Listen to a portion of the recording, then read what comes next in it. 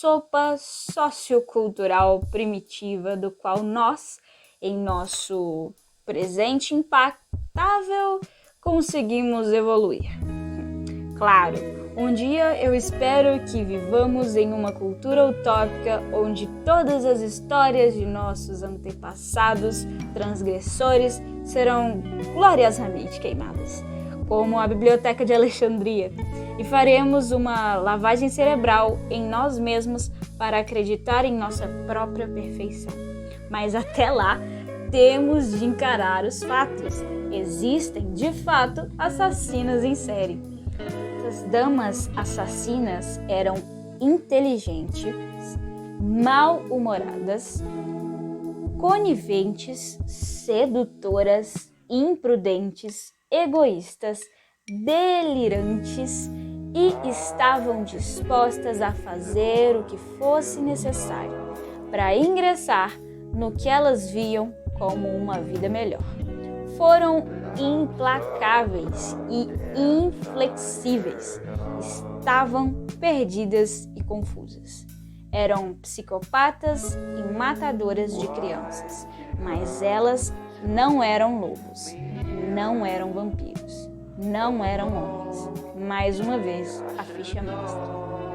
Elas eram horrivelmente, essencialmente, inescapavelmente humanas.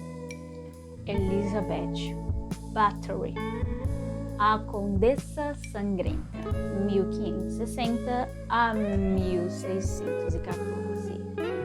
Há algo muito sedutor na palavra assassino. Talvez o S duplo de serpente, que aparece 2 vezes, conceda à palavra seu encanto venenoso. E então há as histórias de Lady Macbeth, Lily, Medusa, Medeia. Elas são notáveis antagonistas literárias, mas é ainda mais arrebatador para os curiosos mórbidos, pelo menos,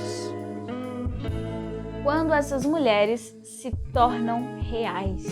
Uma das primeiras assassinas em série da história foi o tipo de garota que realmente colocou o S duplo em assassinos. Uma mulher marcada, sexualizada e vampirizada, desde os registros de seu julgamento, descobertos em 1720. Ela foi a grande dama das assassinas em série. A primeira mulher sadomasoquista, cujo nome inspirou não uma, nem 2, mas 8 bandas de black metal. A temível condessa húngara, Elizabeth Bathory. Hoje, Elizabeth é um símbolo da decadência aristocrática, demente e sádica, ou um exemplo do quão perigosa é uma mulher, poderosa, dependendo de qual artigo acadêmico você esteja lendo. Não dispomos de todas as informações de que precisamos para acusá-la de seus crimes. Há rumores de um diário incriminatório perdido em algum lugar de Hungria. E existem estudiosos que pretendem limpar o seu nome. Com tantos séculos entre sua vida e a nossa, talvez nunca possamos obter uma prova forense definitiva de sua culpa. E ainda assim, ela parecia se encontrar rodeada de muito sangue. Parte 1. Uma garota e seu castelo. Elizabeth se deu às armadilhas de uma vida invejável. Ela nasceu em 7 de agosto de 1560, em um dos mais poderosos clãs da Europa Central, herdeira de uma riqueza absurda e um impecável pedigree escolástico. Seus pais protestantes não pouparam nenhuma despesa para dar à sua precoce filha uma educação clássica.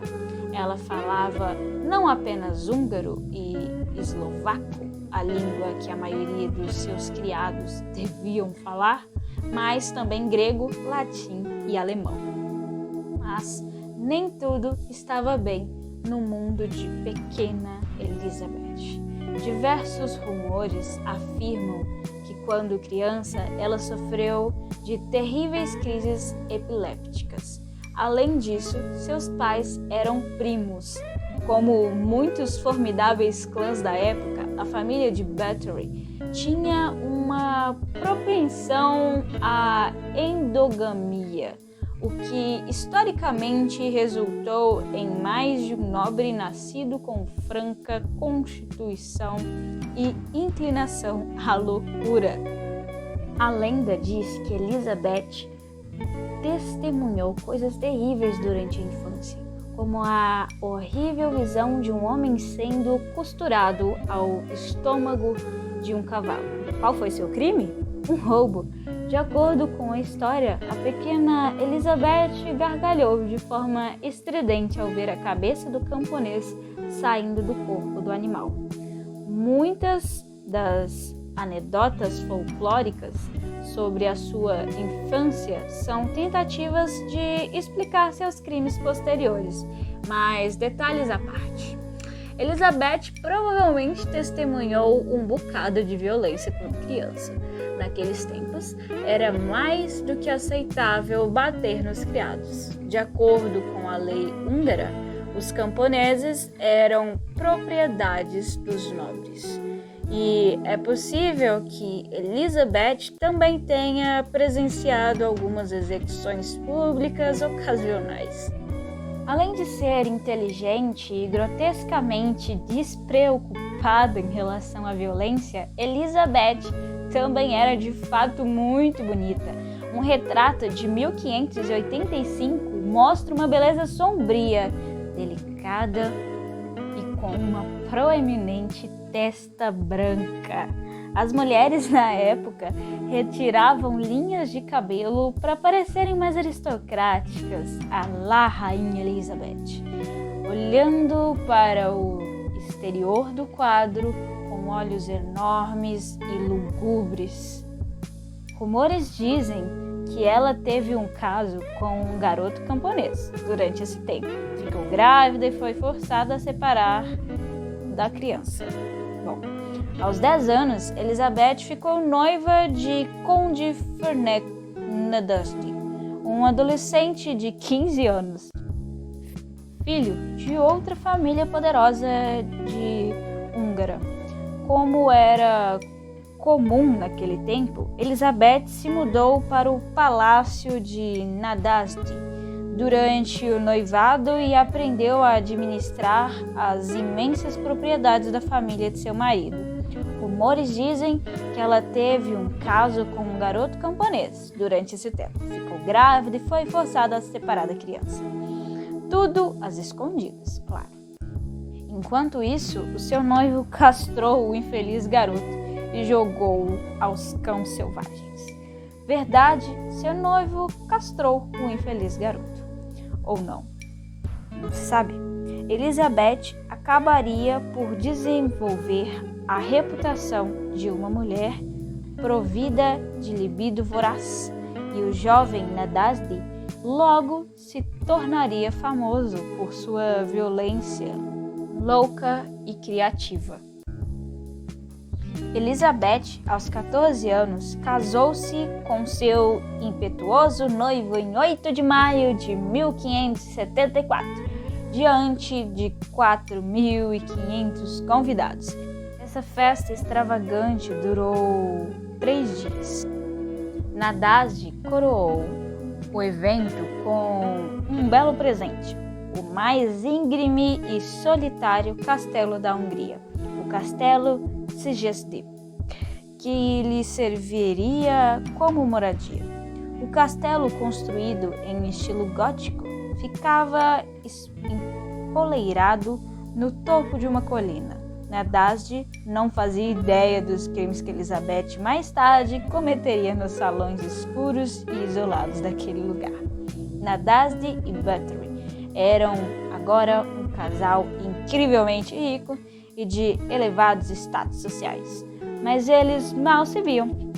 Demorou 10 anos para que tivessem o primeiro filho, o que era bastante incomum para os casais da época.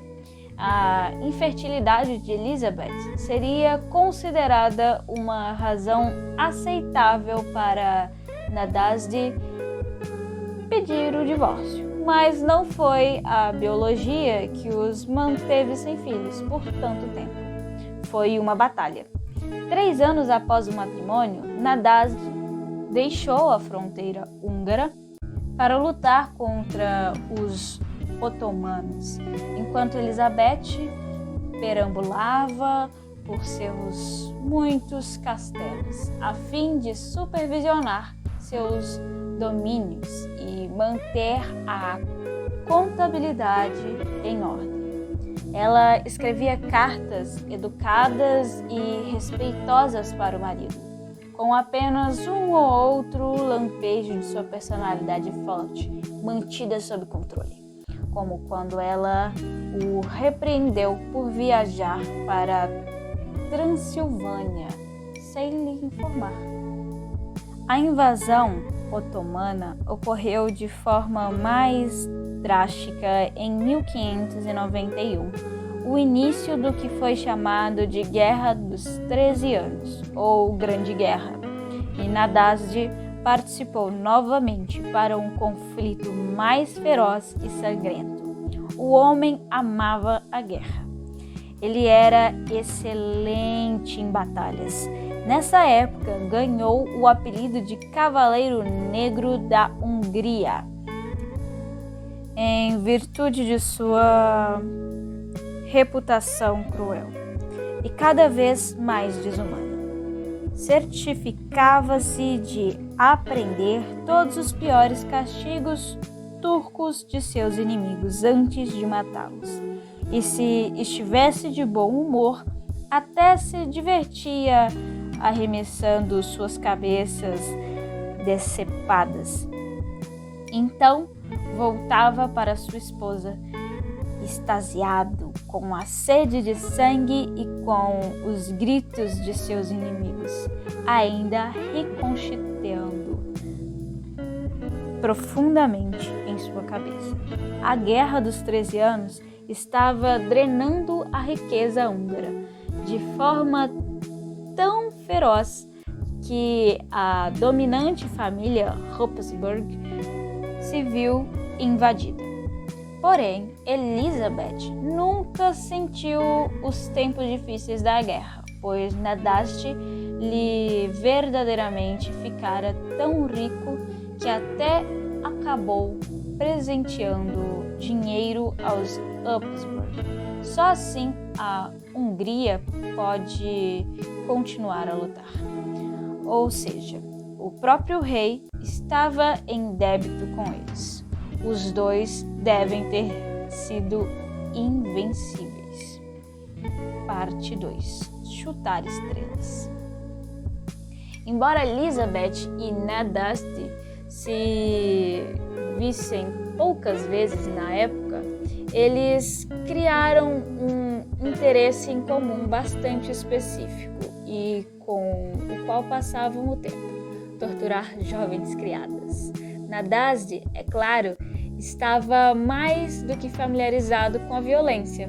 Você não consegue ser o Cavaleiro Negro da Hungria sem fustigar alguns inimigos em seu caminho rumo ao topo. E Elizabeth já tinha suas experiências com punições, pois mandava centenas de camponeses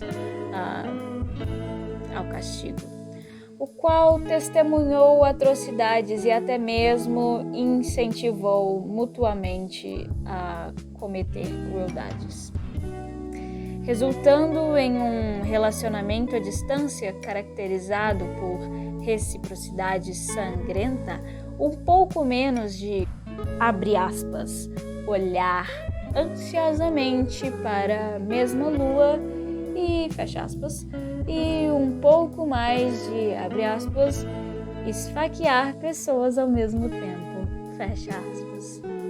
Nadezhd ensinou sua noiva a enrolar um pedaço de papel oleado, colocá-la entre os dedos dos pés de uma criada desobediente e, em seguida, incendiar o papel. Uma brincadeirinha divertida que ele chamou de, abre aspas, chutar estrelas, fecha aspas. Também teria comprado para Elizabeth uma espécie de luva com garras que ela usava para cortar a carne de seus criados. Certa vez, ele supostamente cobriu uma jovem garota com mel e a forçou a ficar imóvel do lado de fora da casa, para que ela fosse impiedosamente picada por insetos. Em suma, o Cavaleiro Negro foi a fonte de inspiração para uma jovem sociopata impressionável como Elizabeth. Nadezhd não era o único parceiro de treinamento de Elizabeth. Em 1601, uma misteriosa mulher chamada Anna Dorvolya se hospedou na casa deles para fazer companhia a Elizabeth. Os moradores locais as descreviam como um, abre aspas, animal selvagem em forma de mulher, fecha aspas. E ela ganhara uma reputação de bruxa, uma vez que Anne chegou no castelo. A personalidade de Elizabeth começou a mudar, abre aspas. Milady se tornou mais cruel, fecha aspas. Disseram seus criados, se Nadezhd ensinou Elizabeth a torturar, Dorvolya ensinou Elizabeth a matar. Parte 3, abre aspas. Nenhum açougueiro sob o céu era mais cruel, fecha aspas. De vez em quando, criados morriam nas proximidades de Nadezhd e Bathory, mas não valia a pena levantar uma sobrancelha real por isso. Aos olhos das classes dominantes, essas jovens camponesas eram totalmente descartáveis. Depois de uma revolta antifeudalista ter sido esmagada em 1514, um novo código legal húngaro chamado Tripartium reduziu os direitos dos camponeses e servos a quase nada, enquanto protegia os nobres que abusavam deles. Elizabeth não estava apenas protegida pela lei, e ela estava acima da lei. Naquele tempo, o rei da Hungria foi obrigado a pedir dinheiro emprestado às famílias Bathory e Nadezhd, tantas vezes que Elizabeth era basicamente intocável. Na época da morte de Nadezhd, o rei devia quase 18.000 gulden, uma dívida praticamente impagável. Escondida em um luxuoso castelo no topo da colina, Elizabeth poderia fazer o que entendesse. Isso não quer dizer que ninguém notou algo desagradável acontecendo com os criados de Elizabeth.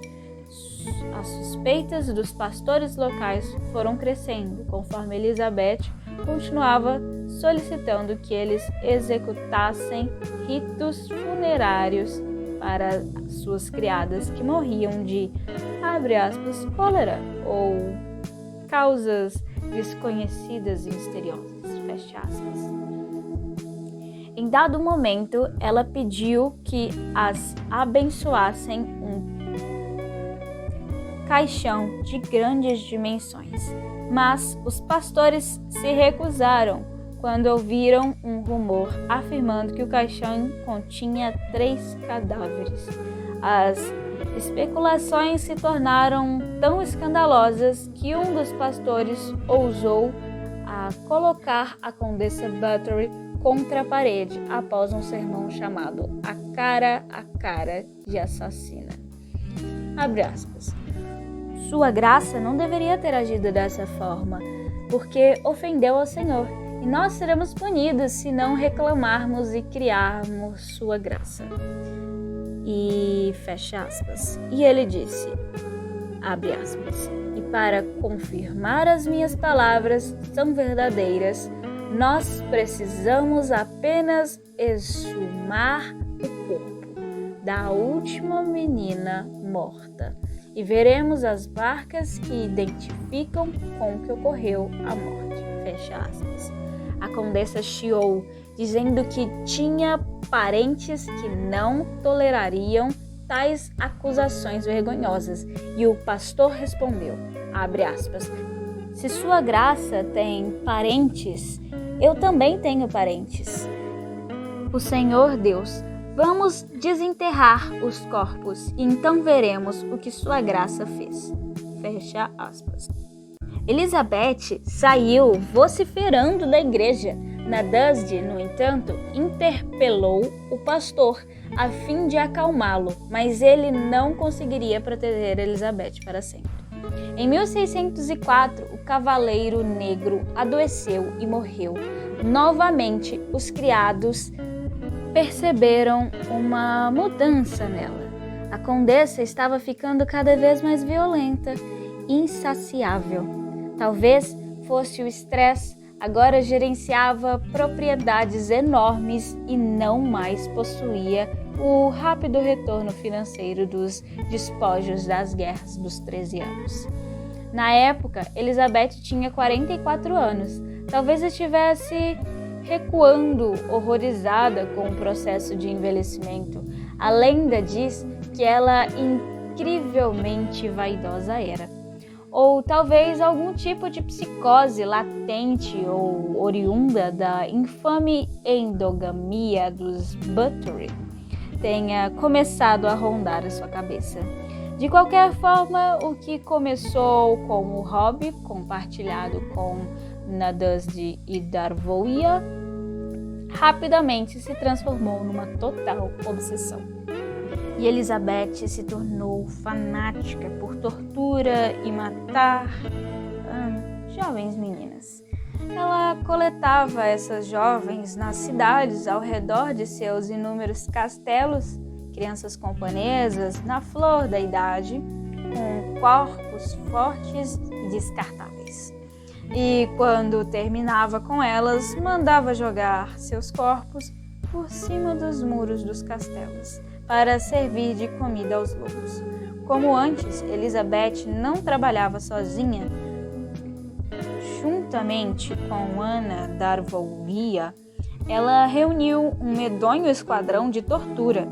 A enfermeira de seus filhos, Lona Ro, uma velha amiga de Lona Ro, conhecida como Darka, uma lavadeira chamada Katalin, e um jovem desfigurado conhecido como Fixco.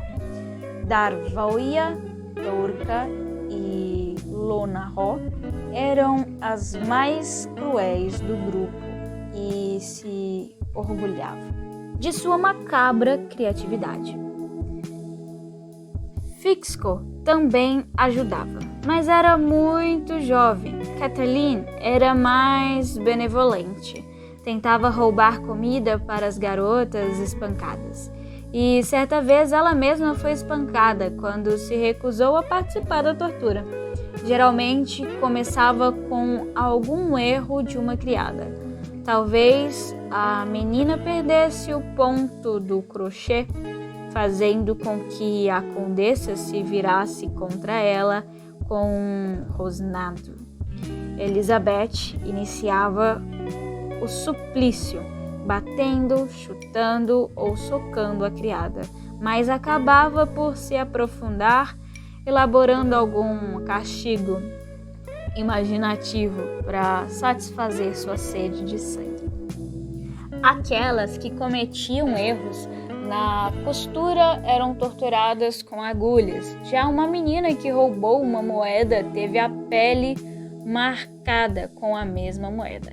Elizabeth fazia jogos mentais, enfiando alfinetes nos dedos das meninas e dizendo, abre aspas, se fere a prostituta, então ela pode arrancar, fecha aspas. Quando elas tiravam os alfinetes, elas cortavam o dedo fora. Muitas vezes desnudava suas criadas antes de espancá-las e uma vez arrancou como uma mordida um pedaço do rosto de uma garota, quando ela mesma estava muito doente para sair da cama. Se a tortura parasse por aí, seria um bom dia para as criadas. Mas Elizabeth raramente ficava satisfeita com os alfinetes e dedos cortados. Não importava em que castelo a condessa estivesse hospedada, sempre havia uma câmara de tortura para brincar. E as brutalidades que ocorreram nesses aposentos são absolutamente assustadoras. O esquadrão de tortura poderia queimar as garotas com ferros ou simplesmente espancá-las. Abre aspas. Até seus corpos explodirem. Fecha aspas. Uma vez, Elizabeth colocou seus dedos dentro da boca de uma menina e rasgou seu rosto. Havia também relatos de alicates usados para despedaçar a carne das meninas e rumores de canibalismo forçado. Abre aspas. Que crueldade ultrajante! Nenhum açougueiro sob o céu era, na minha opinião, mais cruel. Fecha aspas. Escreveu horrorizado o pastor de Cisterciense a um amigo depois de descobrir o que acontecia nos calabouços de Elizabeth. Alguns membros da equipe de tortura tinham suas especialidades. Dorca gostava de cortar fora os dedos das meninas com tesouras de poda.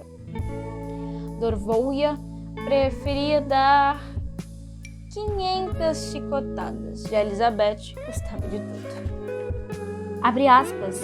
Em qualquer lugar que fosse, fecha aspas. Confessou Lona Ro, abre aspas.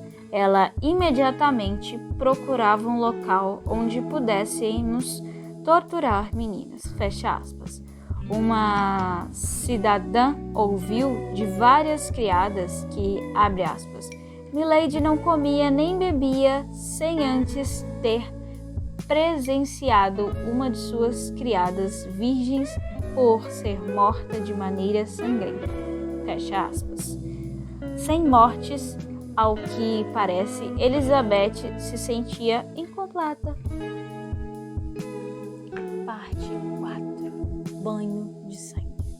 Vamos parar aqui um momento. Isso tudo não parece tão grotesco para ser verdade? Uma linda condessa rasgando jovens rostos, assassinando virgens, alimentando umas às outras com suas carnes. Depois de certo ponto, a catalogação dos crimes de Elizabeth começa a beirar o absurdo, graças à natureza explícita das transcrições do julgamento. A lenda Buttery extrapolou as proporções burlescas no século após sua morte, e muitos dos rumores que surgiram envolveram uma mistura potente de sexo, narcisismo e sangue. Um dos rumores mais duradouros afirma que a condessa se banhava no sangue fresco das vítimas para preservar sua beleza. A história é a seguinte. Certa vez, uma criada cometeu um erro ao banhar ou vestir Elizabeth, e a condessa esbofetou a garota com tanta força que um pouco de sangue da cervical espirrou no rosto nobre. Depois de se limpar, Elizabeth percebeu que sua pele parecia mais jovem do que antes. perfeitamente suave, com aquela qualidade ilusiva, quase translúcida, que pensou que nunca mais teria. Ela então criou a maneira de ficar imersa em banheiros de sangue de virgens, banhos secretos, sempre às 4 da manhã. Infelizmente, para os obcecados por vampiros entre nós, isso quase certamente não é verdade. Nenhum dos criados que testemunhavam contra Elizabeth mencionou qualquer coisa sobre o banho de sangue da condessa.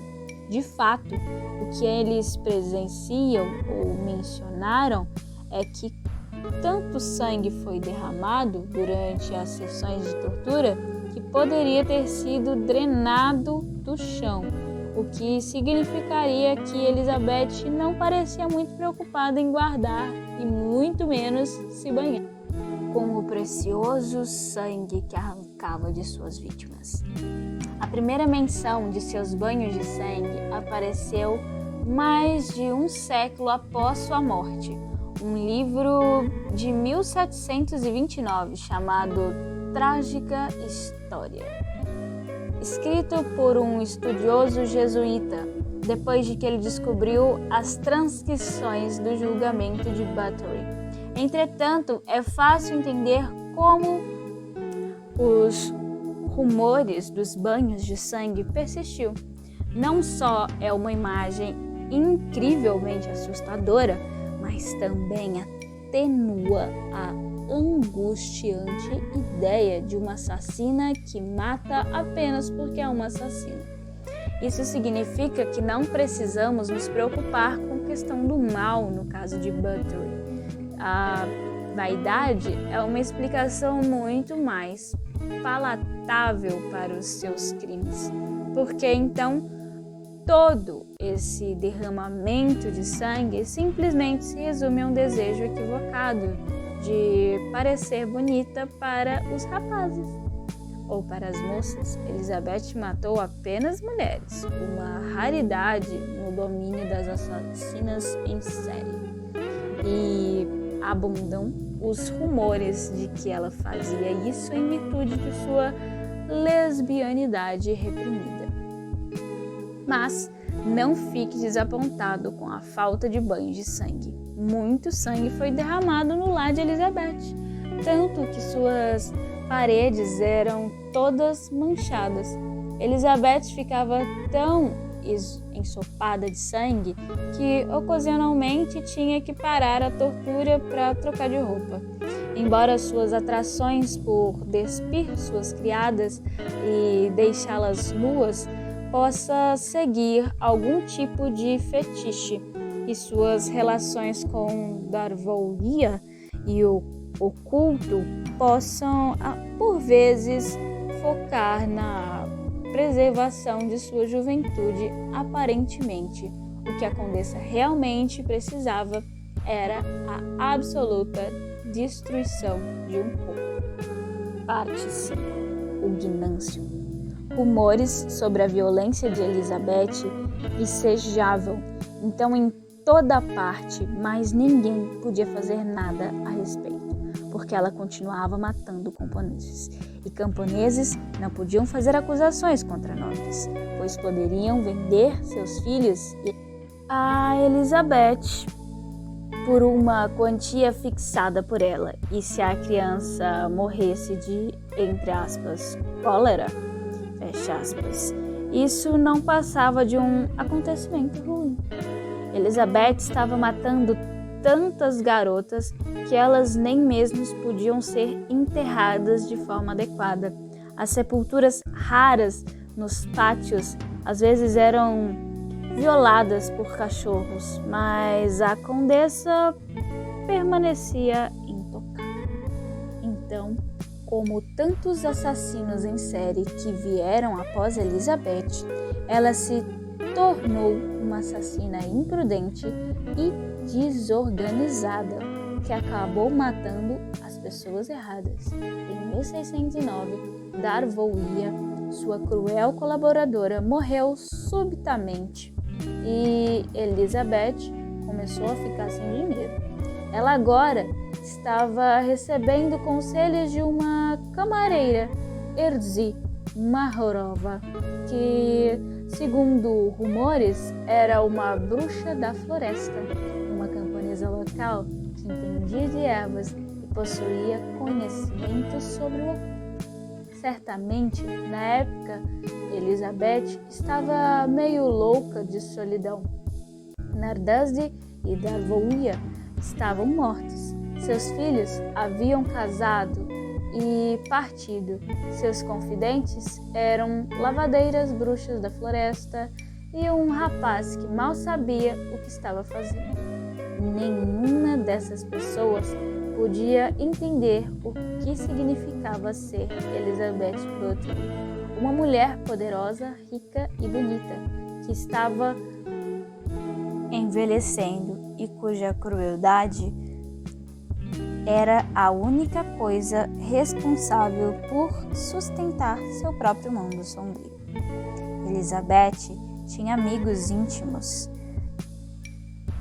em seus círculos sociais? Provavelmente não, levando em conta uma forte dependência em relações às camponesas e o fato de que estava em pânico após a maioria de suas obrigações sociais, descontando sua ansiedade nos corpos de suas criadas. Mesmo a sua violência parece tingida de um terrível isolamento. Você não pode espancar uma garota até a morte em Lugburi, da câmara de tortura, sem agitar seus braços na escuridão.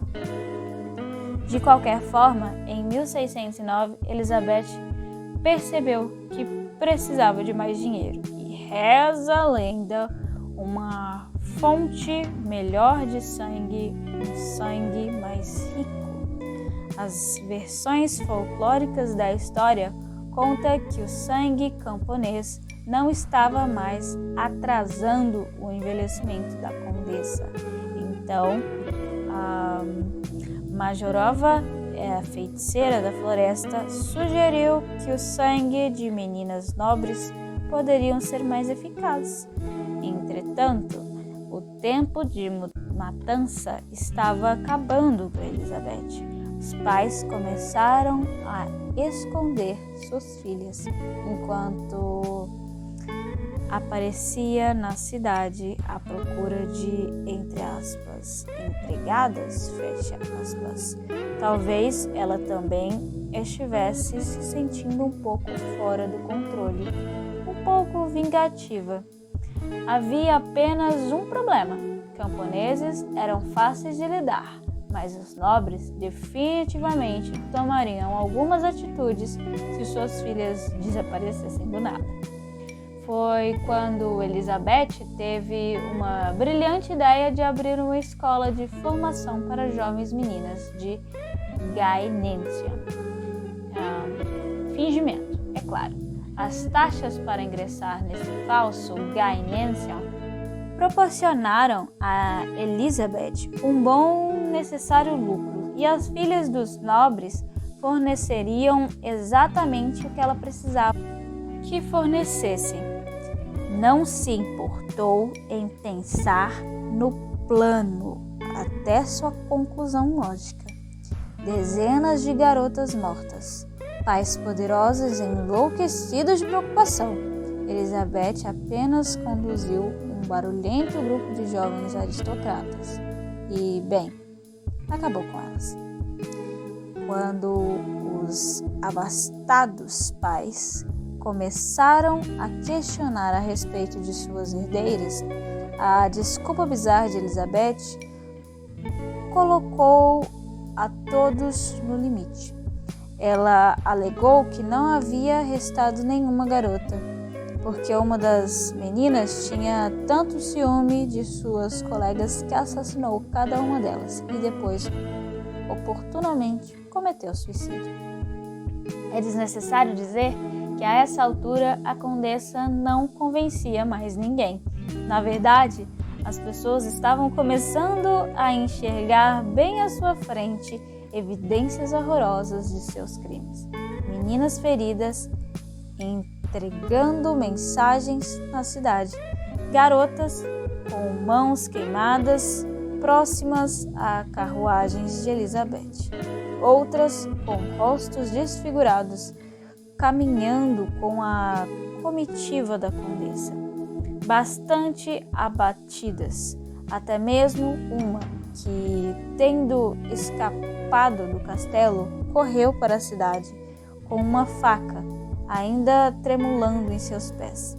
Por fim, sangue nobre fora derramado e famílias importantes estavam chorando. Era o suficiente para o rei Matias agisse contra Elizabeth. Parte 6. Enviem-nos, enviem-nos, céus, 90 gatos.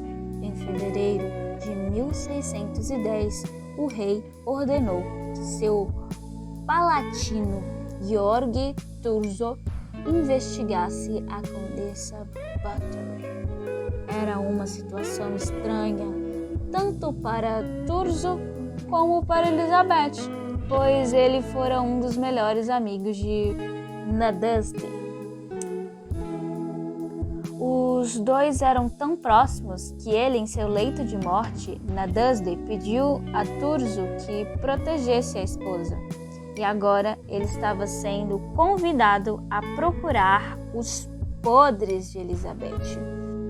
Como indivíduo leal ao rei, ele deu início a uma investigação, determinado a descobrir a verdade, enquanto tratava a condessa da forma mais cortês possível. Centenas de pessoas confirmaram os terríveis rumores sobre a violência de Elizabeth, indicando algo em torno de 175 a 200 garotas mortas. Eles falaram sobre gritos e sons de espancamento, além de manchas de sangue nas paredes. Nenhuma das pessoas com quem Thurzo conversou eram testemunhas oculares, mas muitas notaram o elevado número de enterros que ocorriam nos arredores do castelo, que perceberam que algumas das propriedades de Elizabeth eram cuidadosamente protegidas. Convencido de que a condessa era culpada, mas hesitante em virtude da promessa que fizera a Nadezhd, Thurzo escreveu aos filhos e aos genros de Elizabeth para pedir conselhos. Os homens chegaram a um acordo secreto. Thurzo poderia continuar a investigar os crimes, em contrapartida, deveria prometer para Elizabeth que nunca a levaria a um julgamento.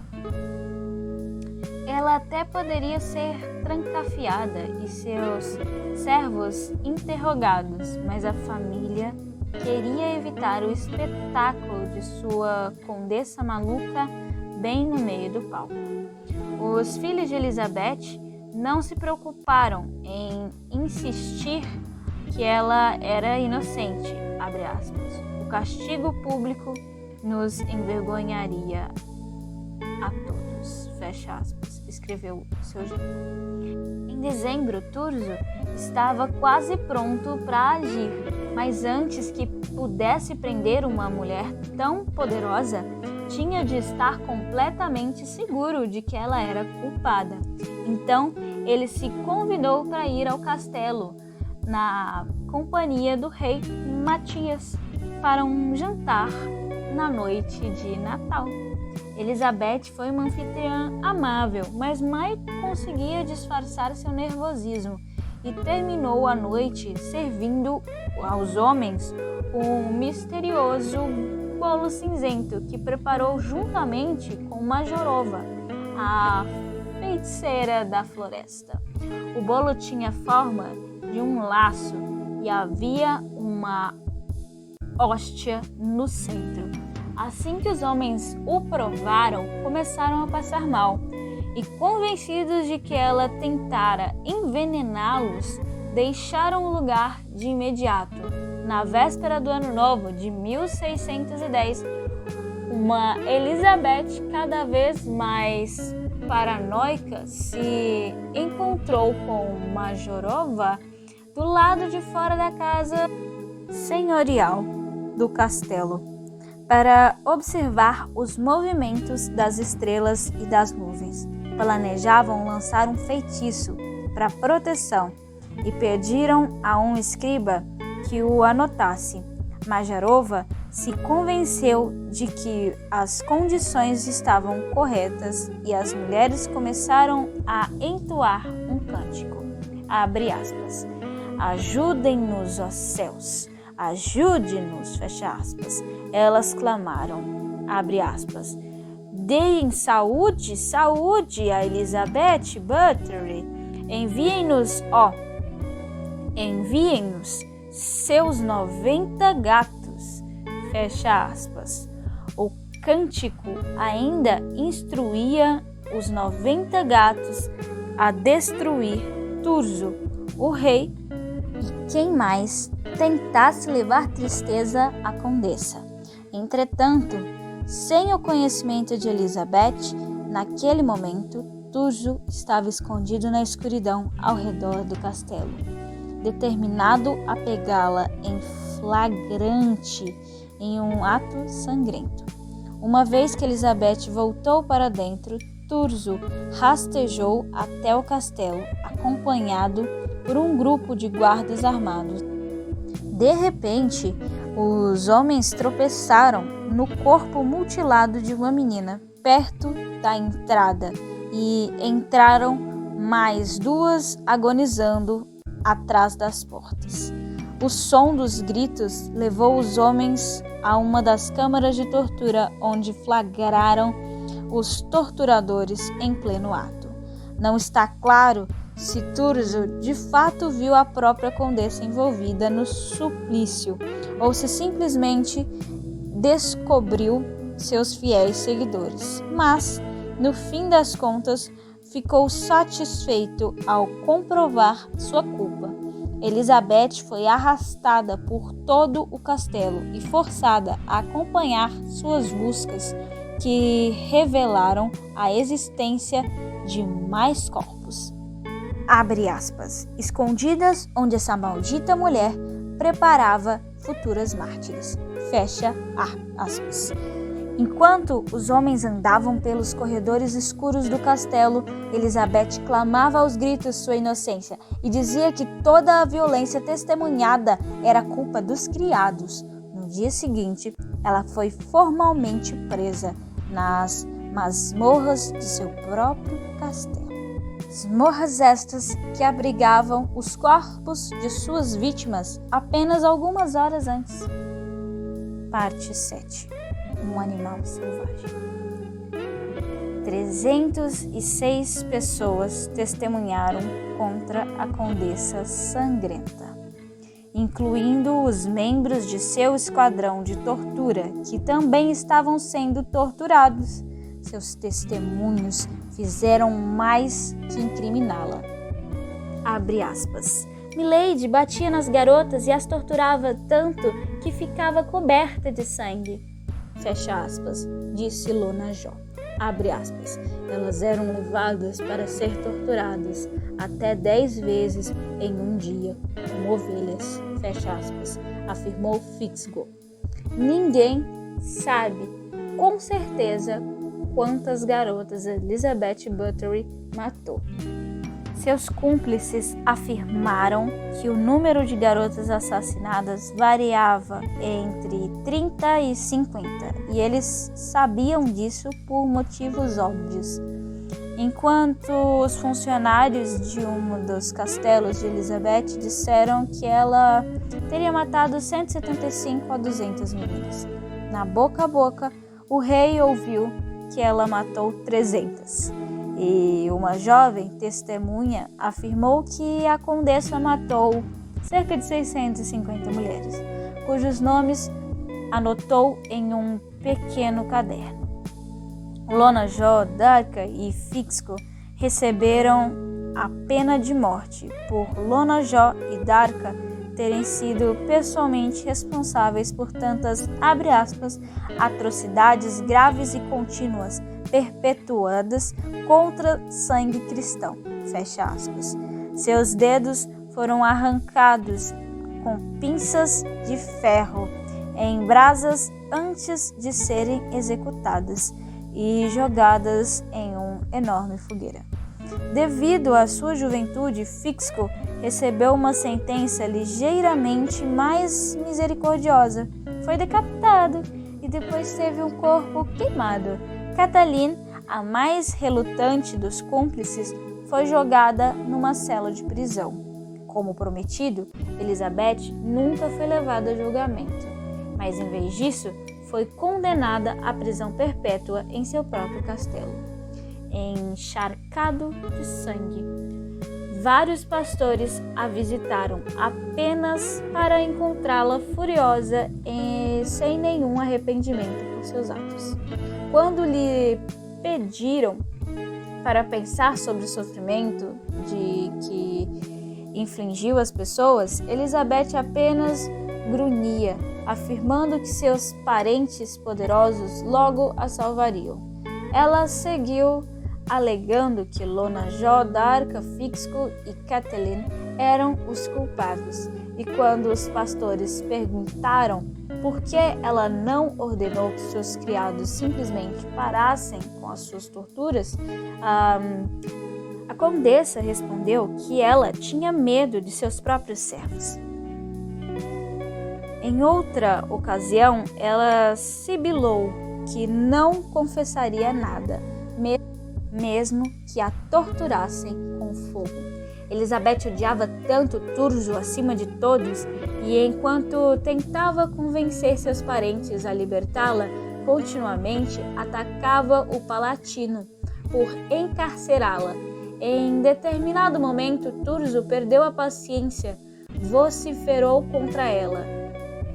Abre aspas. Você, Elizabeth Bathory, é como um animal selvagem.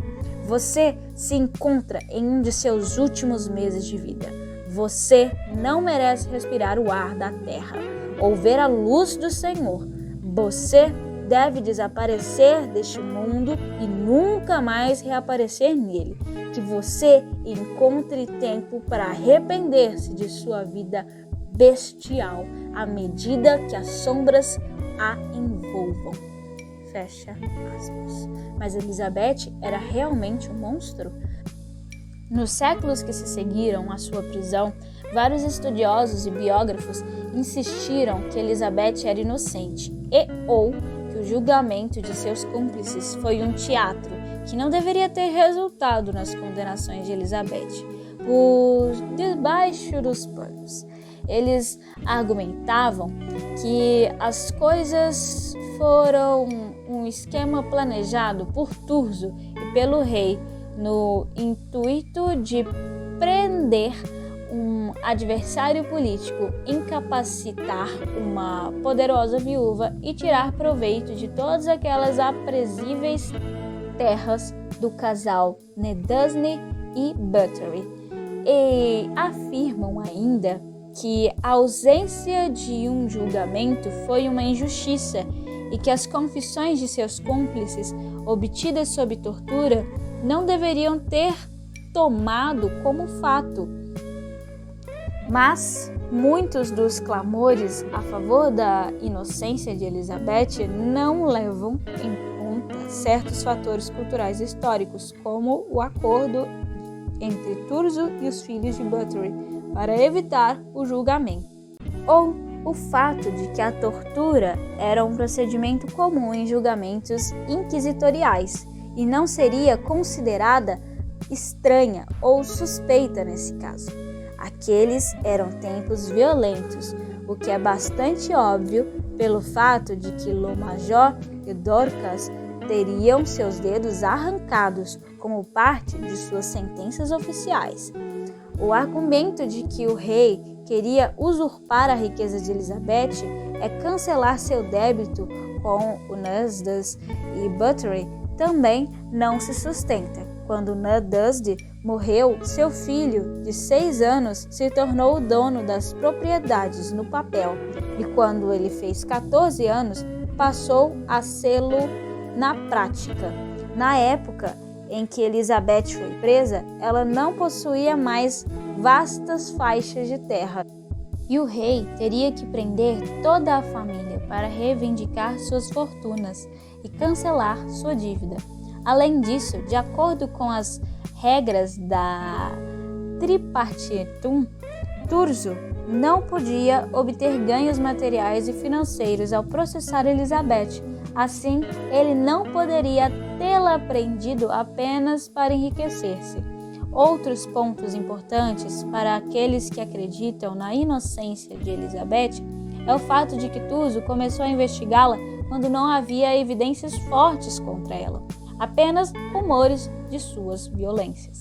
E a condessa nunca foi informada de que o inquérito fora iniciado, mas tudo isso era perfeitamente legal de acordo com a Tripartitum.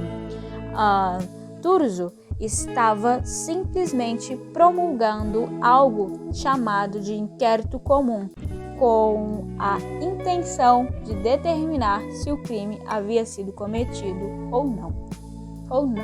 Era um procedimento padrão para reunir provas contra nobres antes de lhes informar que estavam prestes a ser arrastados para o tribunal ou presos em seus próprios calabouços, conforme o caso. Tudo isso não quer dizer que Elizabeth era um ogro carnívoro que se banhava em sangue, como a corte acreditava. Grande parte dos testemunhos contra ela não passava de boato, e as confissões obtidas por meio de tortura serão sempre bastante suspeitas. Havia, obviamente, muita desinformação rodando em torno de coisa no geral, como a parte a respeito das 650 garotas mortas. Há muitas outras teorias sobre o motivo pelo qual o rei quis colocá-la atrás das grades. Ela era protestante, ele era católico. Ela era uma mulher poderosa, ele não gostava disso. São muitas as razões para elencar aqui. Talvez um dia alguém descubra o tal caderno com os nomes das vítimas escritas em uma caligrafia aracnídea. Até lá, sempre estaremos um pouco às escuras. Como Elizabeth presa, toda a documentação legal sobre os julgamentos foi selada. A condessa foi colocada em prisão domiciliar em seu próprio castelo.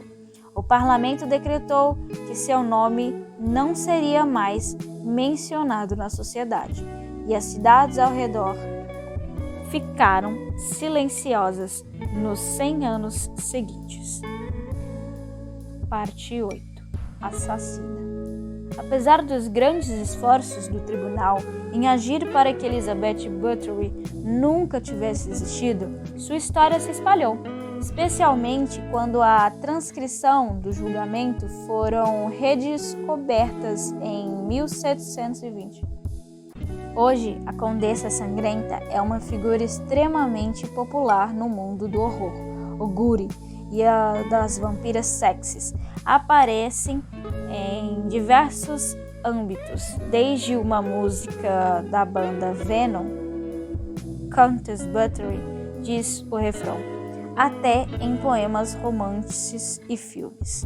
O historiador Raymond chegou a argumentar que Elizabeth foi a inspiração para Drácula, de Bram Stoker. Pesquise o nome Elizabeth Bathory no Google Imagens para ter uma ideia do quão sexualizada sua lenda se tornou. Você encontrará de tudo, de um mangá da condessa ostentando grampos, sangramentos com mamilos, até uma arte mostrando uma Elizabeth nua, sedutoramente reclinada em uma banheira cheia de... Bem, você já sabe. Dos 306 testemunhos coletados por Turso, o sexo é mencionado apenas uma vez, talvez duas.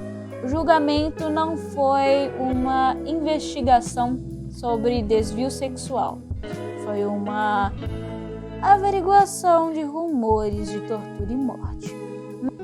Mas, nos séculos seguintes, surgiram muitos contos embedidos em sexo, como o boato sobre seu amante camponês e a subsequente gravidez, ou os falatórios de que ela dormia com um outro por aí, enquanto Nadezhd estava fora lutando contra os otomanos. Uma história que ainda perdura diz respeito à sua tia Clara, de reputação bissexual e sadista. Durante as longas ausências de Nadezhd, Elizabeth gostava de visitar o castelo de Clara, que teria ensinado feitiçaria à sobrinha, além de métodos de tortura e como fazer amor com uma mulher. Outros rumores diz que Elizabeth e Anna Dorvoja eram amantes. Sua história tem um glamour doentio, com certeza. Quem não é atraído pela ideia de uma condessa vampiresca com longos cabelos negros e uma propensão a trucidar graciosas jovens nuas? Ela faz uma antagonista sedutora, digna do som suspeito da palavra assassina. Mas essas histórias de amantes e sadismo são apenas maneiras de tornar sua monstruosidade atraente. São uma distração, uma tentativa bizarra de mitigar seus crimes, abre aspas. Ela espancava meninas porque era fetiche real para ela, fecha aspas, abre aspas. Ela era uma psicopata e também lésbica, fecha aspas. Elizabeth pode apenas ter sido a mais assustadora e menos atraente das criaturas, mas assassina sem coração. A arte que apresenta uma voluptuosa Elizabeth com um decote salpicado de sangue não é assustadora. As assustadoras é o retrato de Elizabeth de 1585. Assustador é o olhar para o vazio de um outro mundo daqueles grandes olhos de 400 anos de idade. A Condessa Elizabeth Bathory morreu no dia 22 de agosto de 1614, depois de reclamar que suas mãos estavam frias. A última coisa que ela fez foi deitar na cama e cantar lindamente. Ela foi enterrada em solo sagrado, mas seu corpo foi posteriormente removido, após queixas dos moradores, e levado para a cripta dos Bathory. E cripta foi aberta em 1995. Nenhum resto de Elizabeth foi encontrado.